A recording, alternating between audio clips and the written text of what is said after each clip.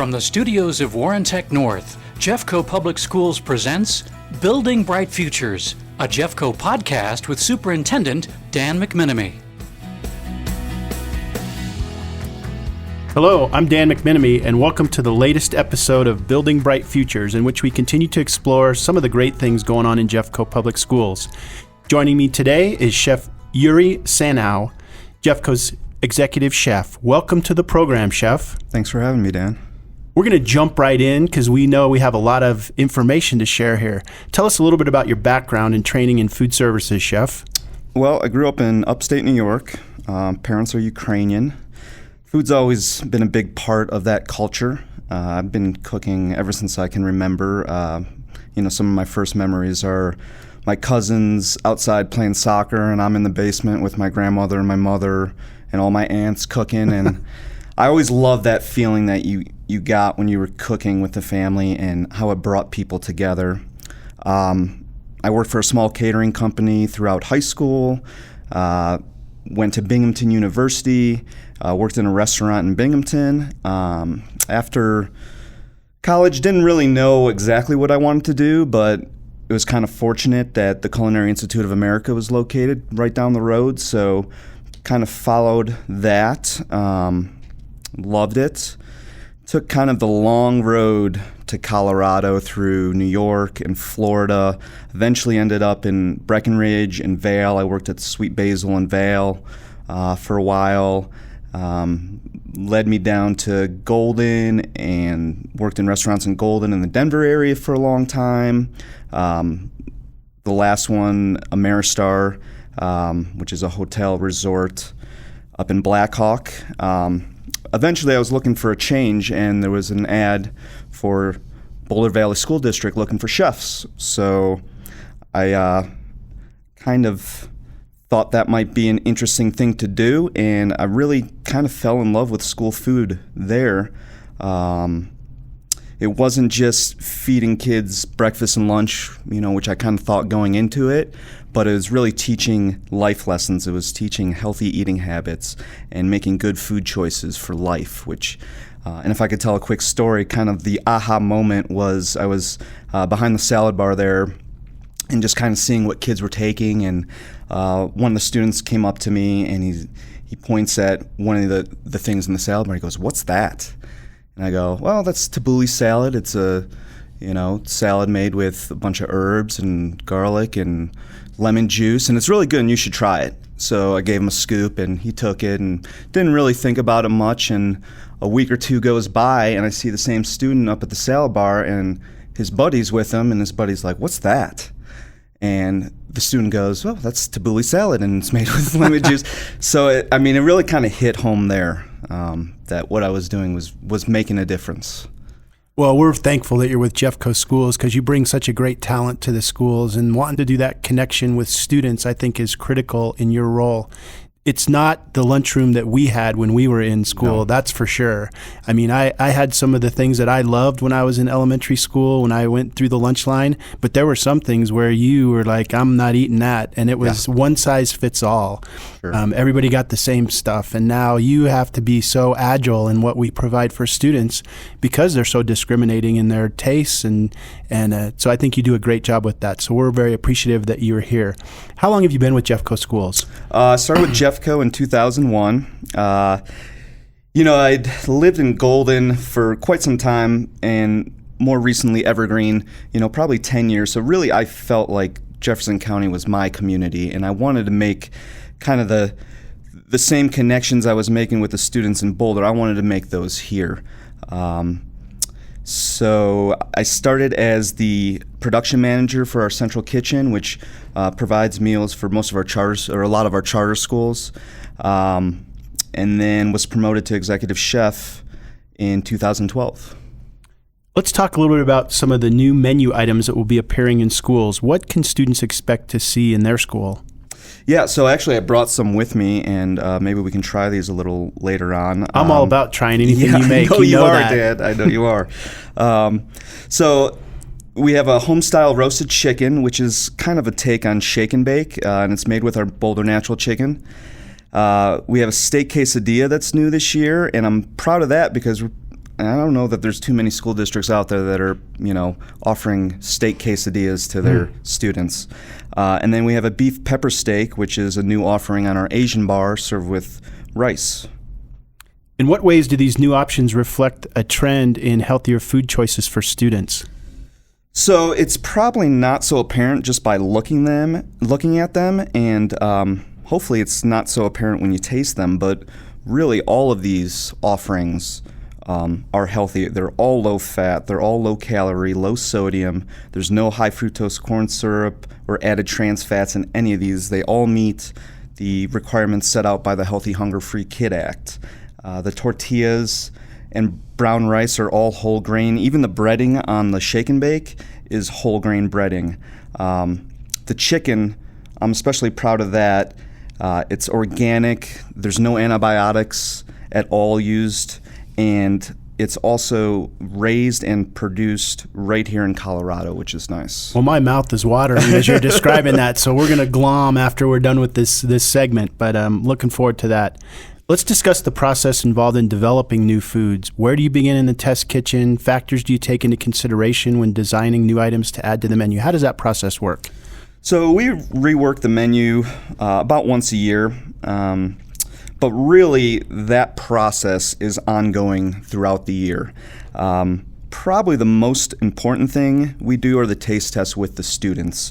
We go out to the schools, we taste new products, recipes, and the students love that because then they're part of the process. This is something that we've done, but we're going to be doing a lot more, and we might even be taking a cue from one of our neighboring districts, Douglas, who invites parents, in to try some of the new offerings. So that's one way. The other thing I do is I kind of look at the other menus in Colorado and see what other schools are doing, and is one of those things going to work for us? I have a group. There's a group of school chefs in the greater Denver area that get together once a month, and we kind of share things that we're doing and things that are working and not working. I take cues from restaurants, restaurants I know that students eat at when they're not at school.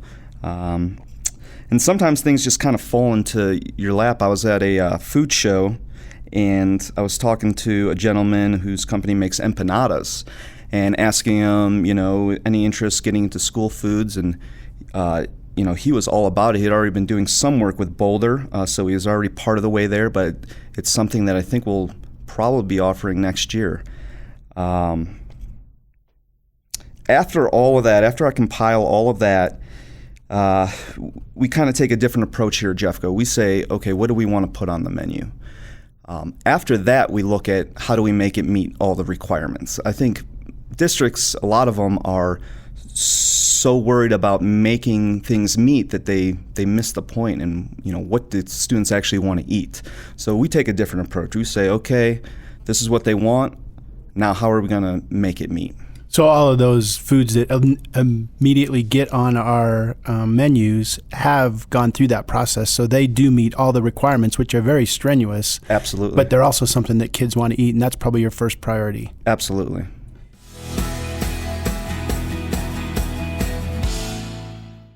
Hi, this is Brian Wickeren, the District Adapted Physical Education Coordinator for Jeffco Public Schools. I would like to share with you the Jeffco Adapted Athletics School-Based Program. It is a cross-categorical, competition-based athletics program for all Jeffco students in grades 7 through 12, with a disability including, but not limited to, cognitive disability, orthopedic impairment, visual impairment, hearing impairment, and other health impairment or autism. The Jeffco Adapted Athletics School-Based Program targets individuals who have difficulty participating in regular athletics as they need adaptations in time, equipment, rules, and/or specific events. All Jeffco Adapted Athletic competitions are hosted by various Jeffco high schools with their pep bands, school choir, cheerleaders, high school mascots, and athletic teams providing leadership through volunteering at these events. The majority of these events are held in partnership with Gold Crown Fieldhouse Foundation. A typical Jeffco Adapted Athletic event occurs between the hours of 9:30 a.m. and 1:30 p.m. A big thanks is in order for Superintendent Dan McMinimee for making sure the funding was in place to support the Jeffco Adapted Athletics program. He made it clear last year he wanted to see these types of activities funded and to make sure transportation was never a problem. Jeffco Public Schools, building bright futures.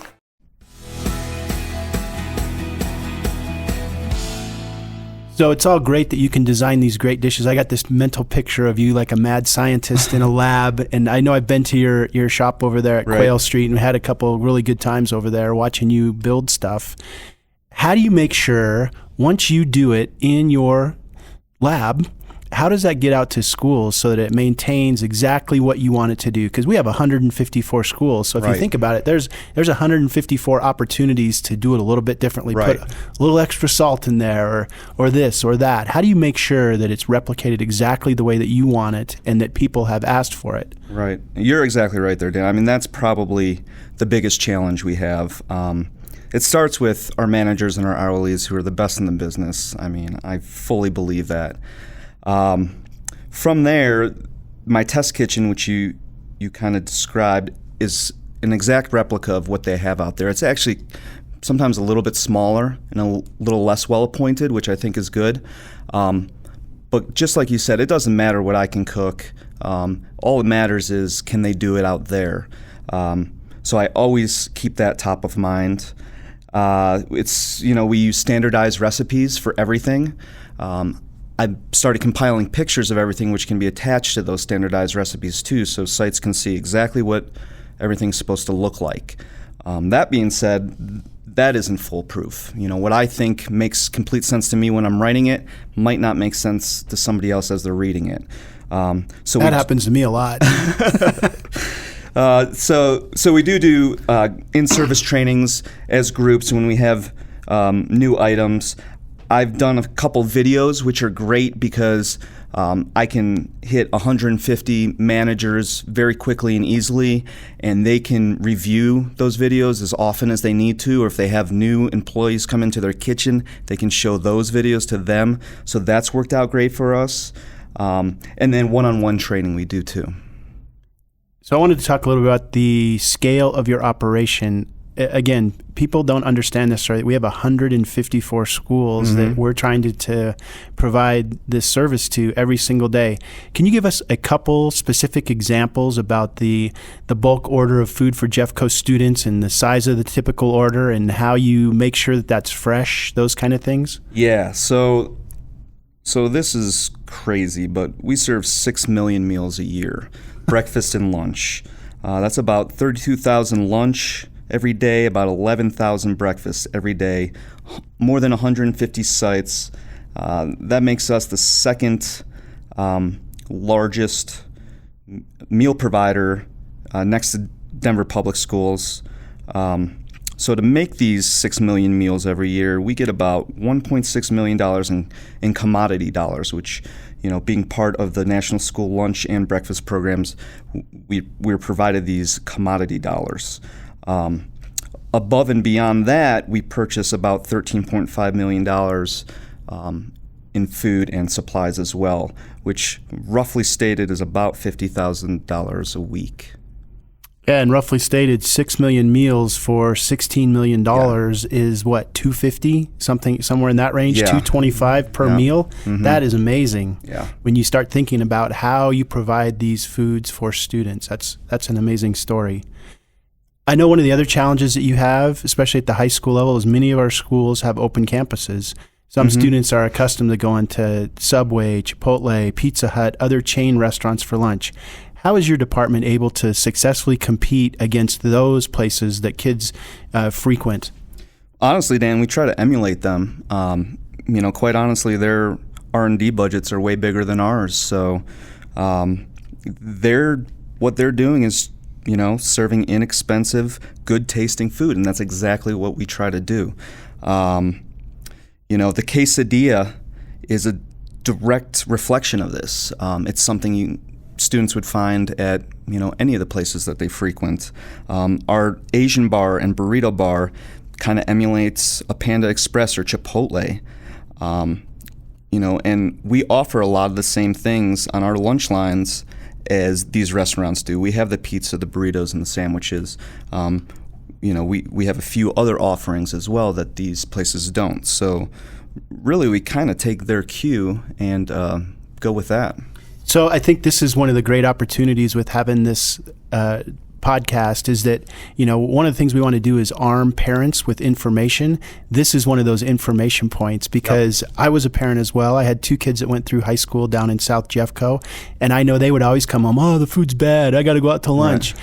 And it really came down to economics and knowing what the schools would serve and knowing what my kids wanted to eat. Tried to have, and wasn't very successful at times, but tried to have the conversation about, look, when you factor in everything, driving a car to a restaurant, spending $6-8 a day for a meal at a restaurant, driving back to the campus, the safety and security issues around doing all that, this is really a great choice for students to make if we have the food that will keep them on campus. So I know you replicate some of those things, and I know students have a lot of choices too. It's not the old runza that we all were served when we were, right? There's sandwiches, there's salads, there's great healthy choices. Yep. And so I would just encourage students to take a look at that, and parents, if they have concerns or questions, give us a call. Let's talk through that, because when it really comes down to it, the financial piece is another huge consideration, probably less than half of what it costs them to go out and eat. Absolutely. Why would students give more attention to the options provided by Jeffco? Why should we give students more options? I think we just answered part of that, but go ahead. You definitely just touched on it. I mean, coming from somebody who's been working with food and thinking about food since they were very, very young, I can tell you that this is not the same school food that I was getting when I was in high school. And by the way, runza was one of my favorites. That's why I remember the name. I just learned what one of those is, so that's interesting. They were outstanding. I love those. Okay. Yes, the lunch ladies at Hackberry Hill Elementary School, I would hug them when they were serving that. Nice. So it's not the same food. It might look like the same food, but the pizza we serve is whole grain crust. It's low fat cheese. We don't publicize that per se, because we don't want it to be thought of as health food. But we use high quality ingredients. Our Boulder Natural Chicken. We're always searching for more of that stuff. And quite honestly, we're willing to listen. I talk to students. I find out what they're eating. I'm willing to listen to parents and what they'd like to see on the menu. So if there's any of those type of things out there, contact me, because we always want to, serve our students the best we can.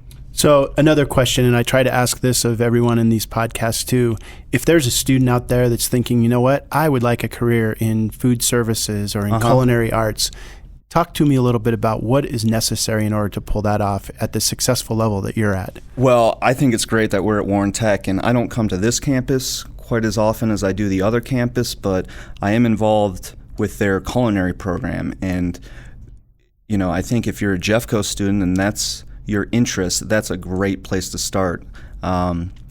Last year, I was fortunate enough to be able to judge their final project, which is basically you get in the kitchen and your parents are coming, so it's hurry up, get ready.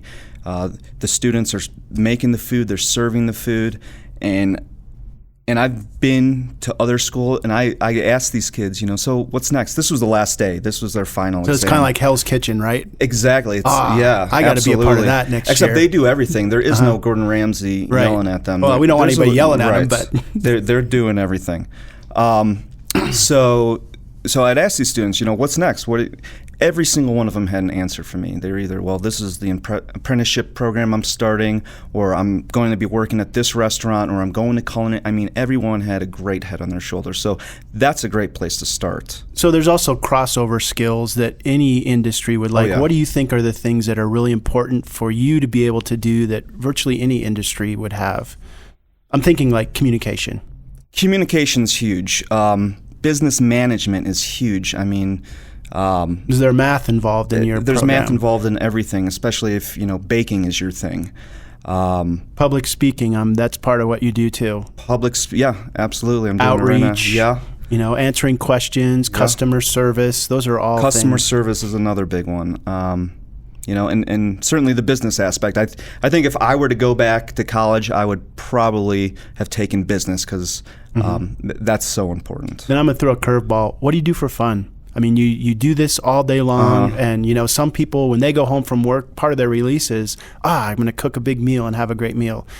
I'm guessing you probably have to do that, but what else do you do? I do that. Well, I don't know when this podcast is coming out, but we got about a foot of snow on the ground out there, and I'm an avid skier. I love mountain biking, fishing, camping, anything outdoors, really. Great. Well, thank you so much for joining us today, Dan. Chef. It's been great. That's all for this edition of Building Bright Futures. Our thanks to this week's guest and to our Warren Tech North digital audio engineer, Derek Woolley, for his work on this episode. Look for new episodes twice a month on JPS-TV, Jeffco's official YouTube channel. You can also search for us on iTunes. And please let me know if there's a podcast topic you'd like me to take on. I'd love to hear from you. See you next time.